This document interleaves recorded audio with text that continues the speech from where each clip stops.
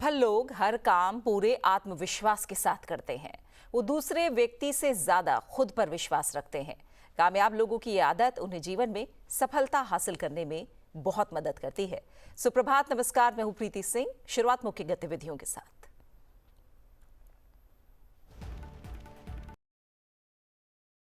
और विकास संशोधन विधेयक 2024 को संसद की मंजूरी। लोकसभा में बिल पर चर्चा का केंद्रीय पेट्रोलियम और प्राकृतिक गैस मंत्री हरदीप सिंह पुरी ने दिया जवाब। का संशोधन से गैस और पेट्रोलियम की खोज, उत्पादन और निवेश को मिलेगा प्रोत्साहन। राज्यसभा में रेलवे मंत्रालय के कामकाज पर चर्चा। सत्ता पक्ष ने रेलवे में तीव्र गति से हो रहे कार्यों, हाई स्पीड ट्रेनों और सेवाओं में सुधार को सराहा। विपक्ष ने रेलवे के निजीकरण, प्रीमियम ट्रेनों को प्राथमिकता और दुर्घटनाएं रोकने में विफल रहने का लगाया आरोप। उपराष्ट्रपति जगदीप धनखड़ स्वास्थ्य में सुधार के बाद एम्स से डिस्चार्ज। 9 मार्च को सीने में दर्द की शिकायत होने पर एम्स में कराया गया था भर्ती। सोशल मीडिया पर उपराष्ट्रपति ने डॉक्टरों की टीम को दिया धन्यवाद। शुभचिंतकों की चिंता और शुभकामनाओं के लिए जताया आभार।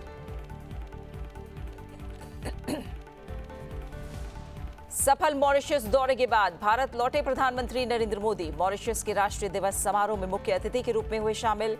भारत मॉरिशस साझेदारी में शानदार योगदान के लिए प्रधानमंत्री नरेंद्र मोदी को मॉरिशस का सर्वोच्च सम्मान, पुरस्कार पाने वाले पहले भारतीय, पूर्वजों को समर्पित किया सर्वोच्च सम्मान। प्रधानमंत्री नरेंद्र मोदी की मॉरिशस के प्रधानमंत्री नवीन रामगुलाम के साथ प्रतिनिधिमंडल स्तर की वार्ता। दोनों की मौजूदगी में रुपए में लेन देन से लेकर सुरक्षा तक 8 सहमति पत्रों पर हस्ताक्षर। पीएम मोदी ने कहा कि एक स्वतंत्र, मुक्त, सुरक्षित और संरक्षित हिंद महासागर भारत और मॉरिशस की साझा प्राथमिकता।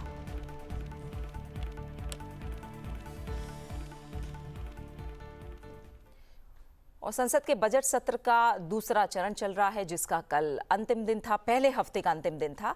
तो आपको बता दें, सबसे पहले बात करते हैं संसद में हुए कामकाज की। राज्यसभा में कल रेलवे मंत्रालय के कामकाज पर चर्चा हुई और राज्यसभा में चर्चा के दौरान सत्ता पक्ष के सदस्यों ने प्रधानमंत्री नरेंद्र मोदी सरकार के कार्यकाल में रेलवे में तीव्र गति से हो रहे कार्यों की सराहना की। उन्होंने ट्रेनों में सुविधाओं और सेवाओं में सुधार का भी जिक्र किया। विपक्ष ने सरकार पर रेलवे में निजीकरण, प्रीमियम रेलगाड़ियों के परिचालन को प्राथमिकता देने, दुर्घटनाएं रोकने में विफल रहने का आरोप लगाया। धन्यवाद देता हूं मंत्री जी को। जिस हिसाब से रेलवे में काम चल रहा है और रेलवे का नेटवर्क, रेलवे का में जितने लोग ट्रैवल करते हैं और देश दुनिया में अभी कुंभ हुआ। मैं अपने जिस एरिया से आता हूं, हमारा समस्तीपुर डिवीज़न पड़ता है, पूरा मिथिला का एरिया है, और मैं कुंभ में देख रहा था कि लगभग 1 करोड़ लोग ट्रैवल किए पूरे कुंभ में मिथिला एरिया से। और वहाँ से जो अनशेड्यूल्ड ट्रेन है, कभी मंत्री जी को भी फ़ोन किया गया कि बहुत भीड़ हो गई है, तो ऐसा 50 ट्रेन रात में वहाँ से चला है जो प्लान नहीं था पहले से। और रेलवे के लोगों को भी, स्टाफ को भी धन्यवाद देना चाहिए, क्योंकि वहाँ का तो हम लोगों ने अनुभव किया है। जितना प्रेशर स्टेशन पर था, 24 घंटे वहाँ पर लोग खड़े होकर के वहाँ पर लोगों को ट्रैवल वहाँ से कराया है। तो ये अनप्रेसिडेंटेड जिस कुंभ में रेलवे ने जो काम किया है, उसके लिए मैं रेल मंत्रालय के कर्मचारियों को धन्यवाद। हरित पहल भारतीय रेलवे 2030 तक शुद्ध शून्य कार्बन उत्सर्जन प्राप्त करने की दिशा में अग्रसर है। सौर ऊर्जा से संचालित स्टेशन, जैव शौचालय और नवीकरणीय ऊर्जा का उपयोग जैसी पहल इस लक्ष्य के प्राप्त करने में सहायक सिद्ध होगी। The money that we need to raise, it has to be long-term funding that we need to plan out, and it's not just from central government pool. We have to also bring in participation from private, especially areas where the core technical and core mobility, I think, areas where, the track and other sides, where safety and quality is of highest priority, that should be kept with government railways. But I think the rest of the areas can be privatized. The railways have done a great job in last 10 years. The work done in last 60 years can be compared with the work done in last 10 years. Facts and figures I am giving. This was only possible because the clear vision of the Honorable Prime Minister Narendra Modi and the sankalp to make India a developed nation. This is a Viksit Bharat. With the record allocation, our government has reaffirmed its unwavering commitment to the transforming Indian Railways into a world-class network. The introduction of 136 Vande Bharat trains, 100 Amrit Bharat trains, 50 Namo Bharat rapid rail services marks a new era of speed, efficiency and comfort for the millions of travelers. Additionally, the decision of manufacturing 17,500 general coaches reflects our dedication to ensuring the affordable travel for every citizen, from the common man to the business traveler.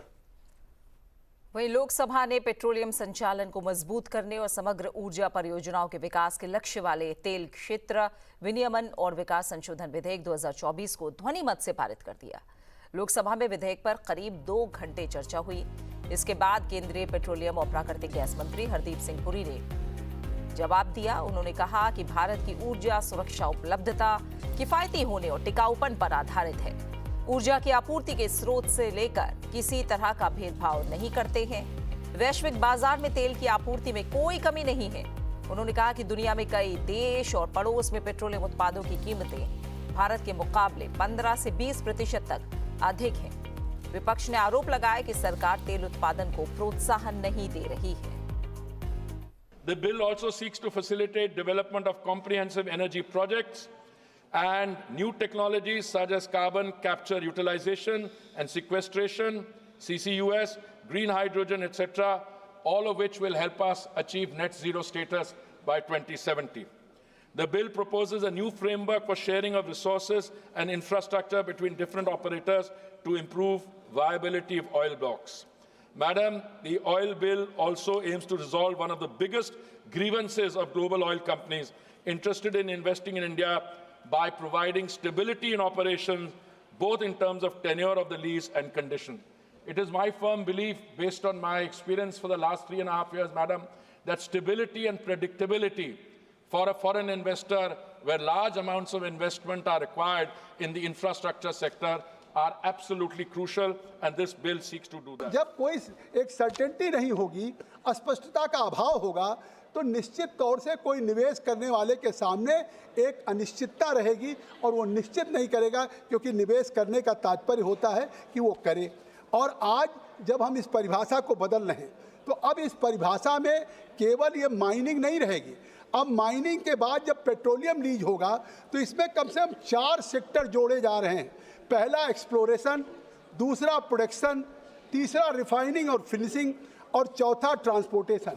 अब ये जब चारों sector को हम जोड़ेंगे, तो निश्चित तौर से एक लॉन्ग टर्म में एक हमारी स्टेबल पॉलिसी होगी, जो नवीन और तकनीकी चीज़ों को बढ़ावा देगी, जिसके कारण पूंजी निवेश को भी प्रोत्साहित करेगी। तेल को राष्ट्रीय संपत्ति का दर्जा दिया जा रहा है। तेल क्षेत्र के विवाद के हल के लिए मध्यस्थता की भी व्यवस्था की गई है।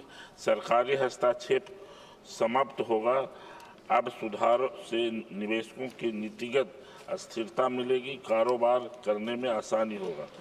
आशा है नए कानून से देश में तेल क्षेत्र में निवेश बढ़ेगा, खोज और उत्पादन बढ़ेगा, देश में विकसित और रफ्तार तेज होगी। India ranks 22nd in the world in terms of proven crude oil reserves. However, the reserve/production ratio is 16.1. This means that given the current level of production and no new reserves being accreted, the present reserves will also last approximately for 16 years. It is essentially indicates that all of the reserves will be depleted within our lifetimes if corrective action is not taken. Addition of reserves, however, is a dynamic process, and this is the chance for India to shine. To this end, Madam, the bill makes a landmark change by introducing a petroleum lease in the place of mining lease. Assam bio refinery किससे बनेगा?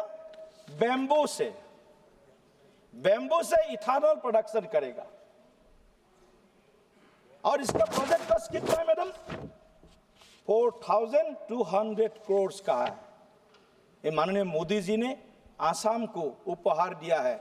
अभी बिहू आने वाला है, ये बिहू के पहले ये उपहार माननीय नरेंद्र मोदी जी ने आसाम वासियों को दिया है। ये बायोफ्यूल प्रोडक्शन ये जून 2025 में इसका कंप्लीशन होगा। तुरंत बिहू के बाद होगा, लेकिन कपड़ा जब खरीदते हैं हम बिहू के पहले खरीदते हैं, बिहू में पहनते हैं, लेकिन उपहार पहले आ जाएगा, हमारे पास आ गया। India is the only country in the world where over a last 3-year reference period, the price of petrol and diesel has actually come down. And the BJP states, which have, I will give you the answer, have the patience to listen to it. Have the patience to listen to it. We have brought down the price of petrol and diesel because the Prime Minister reduced central excise on 2 occasions, November 21 and May 22. Whereas they, the Congress ruled states, have been increasing their VAT. They've also been increasing milk prices. So let us have a serious discussion, and whenever you are in a meet for a serious discussion, I will sit for you. Now we'll come to prices in the neighborhood. Prices in the neighborhood are at least 15 to 20 to 25% higher than in India. Equally, prices in Western Europe and the United States are much higher than in India. It's only in India that prices have come down. और 12 मार्च यानी बुधवार के कामकाज के बाद संसद के दोनों सदनों की कार्यवाही को 17 मार्च सोमवार तक के लिए स्थगित कर दिया गया। और आइए अब बात करते हैं प्रधानमंत्री नरेंद्र मोदी के मॉरिशस दौरे की। प्रधानमंत्री नरेंद्र मोदी 2 दिवसीय मॉरिशस दौरे के बाद मंगलवार देर रात दिल्ली वापस लौट आए। इससे पहले उन्होंने मॉरिशस को भारत और ग्लोबल साउथ के बीच एक सेतु करार दिया। उन्होंने कहा कि मॉरिशस सिर्फ एक साझेदार देश भर नहीं है, बल्कि भारत के परिवार का हिस्सा है। मॉरिशस के 2 दिन के दौरे पर आए प्रधानमंत्री नरेंद्र मोदी ने बुधवार को मॉरिशस के राष्ट्रीय दिवस के कार्यक्रम में मुख्य अतिथि के रूप में शामिल हुए हैं। और आपको बता दें कि कल वो स्वदेश यानी बुधवार को ही वो स्वदेश वापस लौट आए हैं। इससे पहले प्रधानमंत्री नरेंद्र मोदी ने मॉरिशस के प्रधानमंत्री नवीन चंद्र रामगुलाम के साथ द्विपक्षीय वार्ता की, जिसमें 8 समझौतों पर दस्तखत हुए हैं।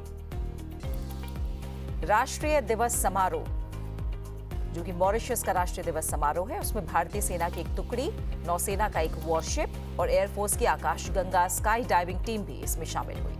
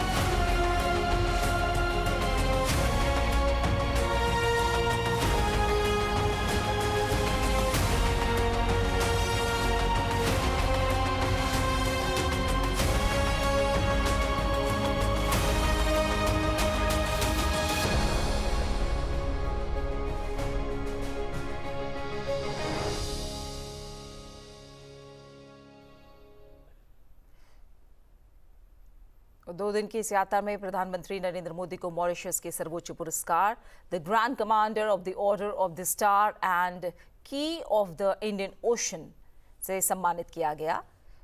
प्रधानमंत्री नरेंद्र मोदी ये सम्मान पाने वाले पहले भारतीय हैं। किसी देश की तरफ से प्रधानमंत्री नरेंद्र मोदी को दिया गया ये 21वां अंतर्राष्ट्रीय सम्मान है। मॉरिशस के राष्ट्रीय दिवस समारोह के दौरान सम्मानित प्रधानमंत्री ने हार्दिक आभार प्रकट करते हुए कहा कि ये सिर्फ उनका नहीं, बल्कि 1.4 अरब भारतीयों का सम्मान है। ये भारत और मॉरिशस के बीच के रिश्तों के सदियों पुराने सांस्कृतिक और ऐतिहासिक बंधनों का सम्मान है।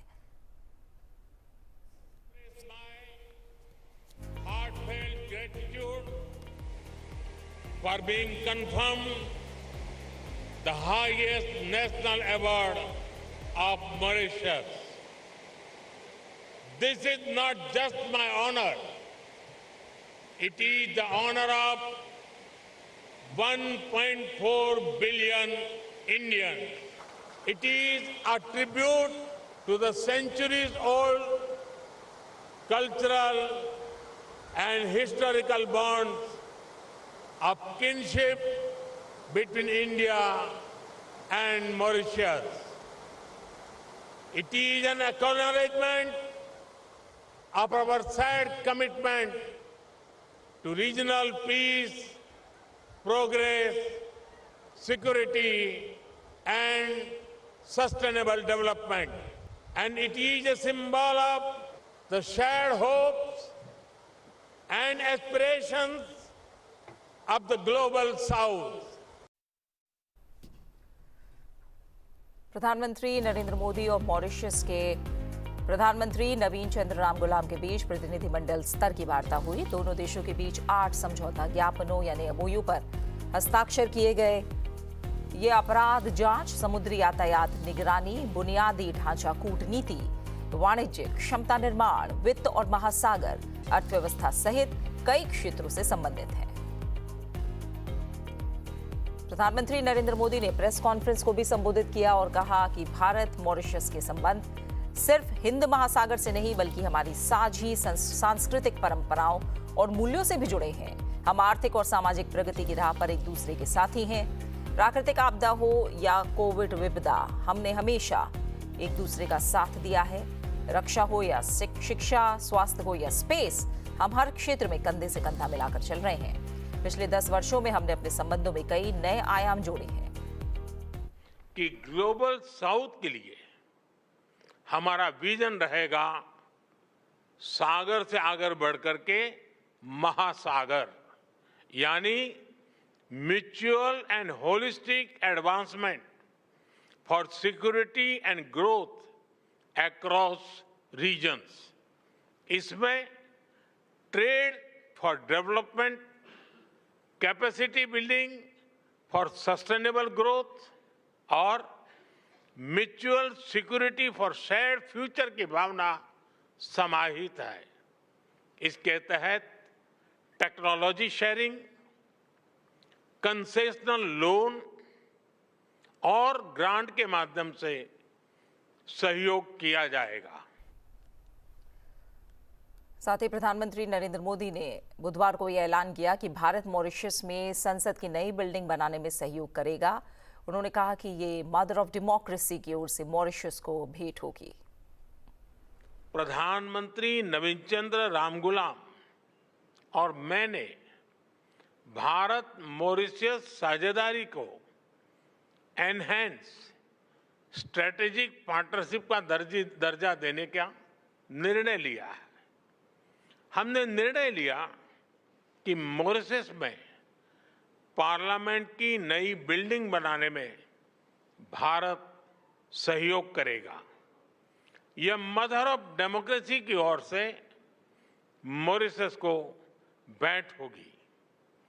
मॉरिशस में 100 किलोमीटर लंबी पानी की पाइपलाइन के आधुनिकीकरण के लिए काम किया जाएगा।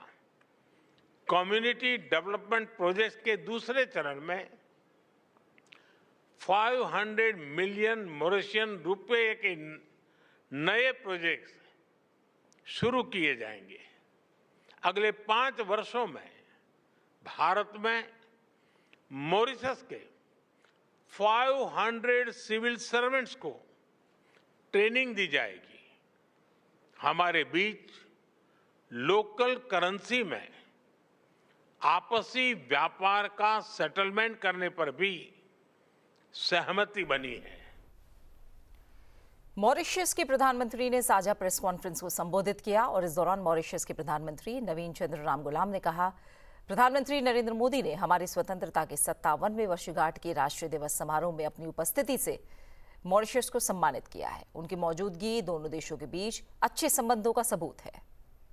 Prime Minister of the Republic of India has honored us by his presence amidst us on the occasion of the National Day celebrations of the 57th anniversary of our independence.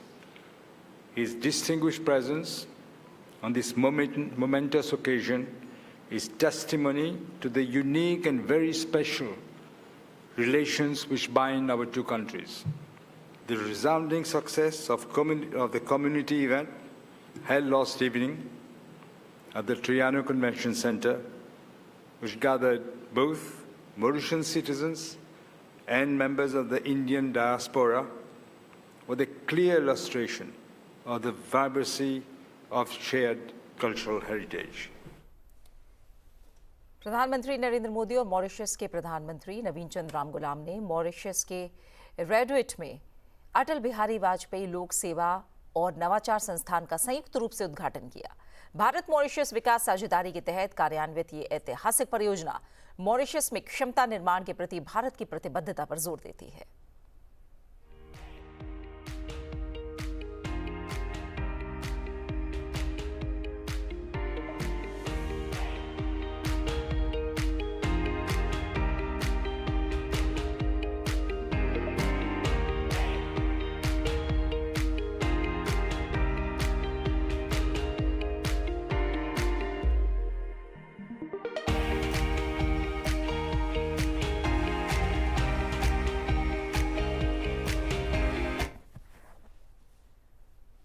और इस बीच प्रधानमंत्री नरेंद्र मोदी ने मॉरिशस की यात्रा के दौरान बुधवार को पवित्र गंगा तालाब के दर्शन किए। आइए देखते हैं इससे जुड़ी तस्वीरें।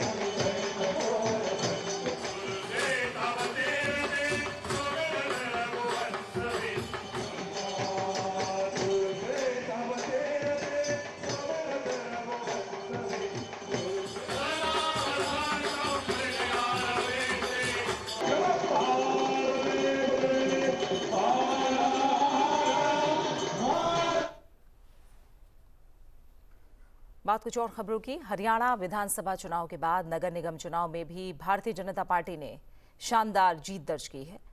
हरियाणा नगर निकाय चुनाव में बीजेपी ने शानदार प्रदर्शन करते हुए रोहतक समेत 9 नगर निगमों पर जीत हासिल की। 2 मार्च को हुए मतदान में बीजेपी के उम्मीदवारों ने रोहतक, सोनीपत, गुरुग्राम, फरीदाबाद, पानीपत, यमुनानगर, अंबाला, हिसार और करनाल सहित 9 स्थानों पर महापौर पद पर जीत हासिल कर ली है। हमारी सरकार की ये ट्रिपल इंजन सरकार की बड़ी जिम्मेवारी अब है कि हम 3 गुना गति से मिलकर के हरियाणा प्रदेश का विकास करेंगे, कामों को करेंगे। आदरणीय नरेंद्र मोदी जी के नेतृत्व के अंदर ये हरियाणा विकसित बनेगा, ये भारत विकसित बनेगा, उसको लेकर के हमारी ये ट्रिपल इंजन की सरकार काम करेगी। प्रधानमंत्री नरेंद्र मोदी ने हरियाणा नगर निकाय चुनाव में बीजेपी की बड़ी जीत को ऐतिहासिक बताया। प्रधानमंत्री ने एक्स पर पोस्ट किया और कहा कि हरियाणा निकाय चुनाव में बीजेपी को मिली ऐतिहासिक विजय के लिए हरियाणा को मेरे परिवारजनों को बहुत बहुत आभार। प्रधानमंत्री ने कहा कि ये जीत राज्य में नायब सिंह सैनी के नेतृत्व में चल रही सरकार के विकास कार्यों के प्रति जनता जनार्दन के अटूट विश्वास की अभिव्यक्ति है। मैं प्रदेश के लोगों को भरोसा दिलाता हूं कि हम उनकी उम्मीदों और आकांक्षाओं को पूरा करने के लिए कोई कोर कसर नहीं छोड़ने वाले हैं। उन्होंने बीजेपी कार्यकर्ताओं को भी धन्यवाद दिया और कहा कि पार्टी के समर्पित कार्यकर्ताओं की कड़ी मेहनत ने इस महान जीत में बड़ी भूमिका निभाई है, जिसके लिए मैं उनका तहे दिल से आभार व्यक्त करता हूं।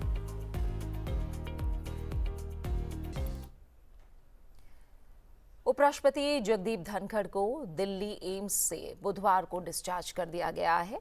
उपराष्ट्रपति जगदीप धनखड़ को बीते शनिवार की रात सीने में दर्द की शिकायत होने पर एम्स में भर्ती कराया गया था, जहां हार्ट अटैक की पुष्टि होने पर उनकी एंजियोप्लास्टी की गई।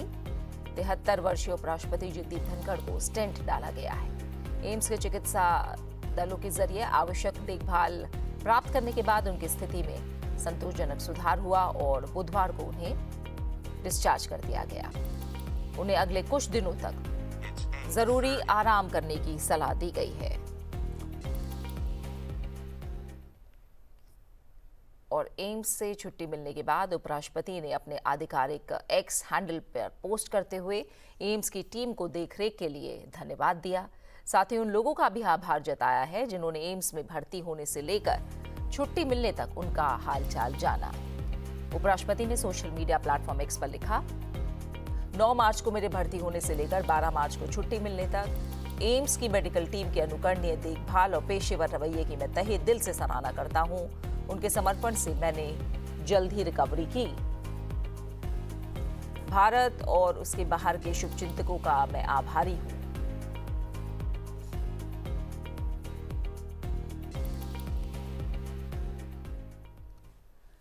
मेडागास्कर के नेशनल असेंबली के अध्यक्ष जस्टिन टोक्ले के नेतृत्व में संसदीय शिष्टमंडल और लोकसभा अध्यक्ष ओम बिरला के बीच द्विपक्षीय वार्ता हुई।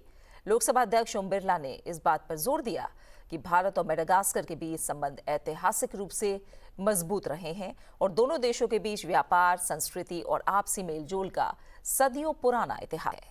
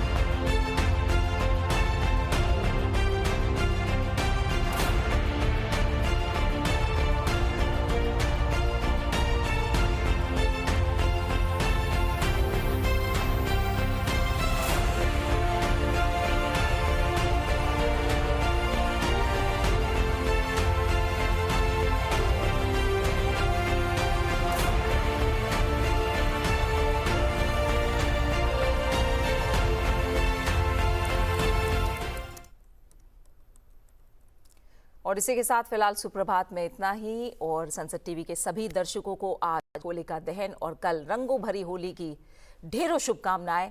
और फिलहाल जाते जाते आइए आपको बताते हैं कि क्यों मनाई जाती है ब्रिज में होली। अपना अच्छे से ख्याल रखिए और मुझे दीजिए इजाजत। नमस्कार। यमुना की गोद में बसी वृंदावन नगरी, जहां हर कोई श्री बांके बिहारी जी की धुन में मग्न है। वृंदावन एक ऐसी धार्मिक पर्यटन स्थल है जहां लोग नाचते, गाते, बजाते कृष्ण भक्ति के रंग में डूबे रहते हैं। ब्रजवासियों के रोम रोम व हृदय में श्री बांके बिहारी जी बसे हुए हैं। वैसे तो भारत में रंगोत्सव यानी होली बड़ी धूमधाम से मनाई जाती है, पर वृंदावन में श्री बांके बिहारी मंदिर की होली की बात ही कुछ और है। पूरी दुनिया में सबसे अलग और सबसे खास होली देखने के लिए पूरे विश्व से लोग बड़ी उत्सुकता से यहाँ आते हैं। रंग भरी एकादशी से ही शुरू हो जाती है 15 दिनों तक चलने वाली ये अनोखी होली। देखते ही देखते श्री बांके बिहारी मंदिर में पर्यटकों की भीड़ उमड़ने लगती है। प्रेम में रंगे इस रंगोत्सव में उत्साह से भरे हुए श्रद्धालु भी बांके बिहारी जी के दर्शन करते हैं। साथ में गोस्वामी होली के भजन व रसिया गाते हैं और झूम झूम कर नाचते हैं। टेसू के फूल, केसर का रंग और गुलाब जब भक्ति के रंग के साथ मिलते हैं और उस रंग से जब श्रद्धालु होली खेलते हैं, तब एक दिव्य और अलौकिक दृश्य देखने को मिलता है। बिहारी जी का प्रसाद यानी केसरिया रंग की बौछार जब श्रद्धालुओं पर पड़ती है तो ऐसा लगता है मानो श्री बांके बिहारी जी रंगों के माध्यम से उन पर अपना आशीर्वाद बरसा रहे हों। जिसने श्री बांके बिहारी मंदिर की अद्भुत होली नहीं देखी तो फिर उसने कुछ नहीं देखा। एक बार होली मनाने श्री बांके बिहारी जी के मंदिर में आकर तो देखिए, यहाँ की होली के रंगों में डुबकी लगाकर तो देखिए। आपको ऐसा यादगार अनुभव होगा जिससे आप जीवन पर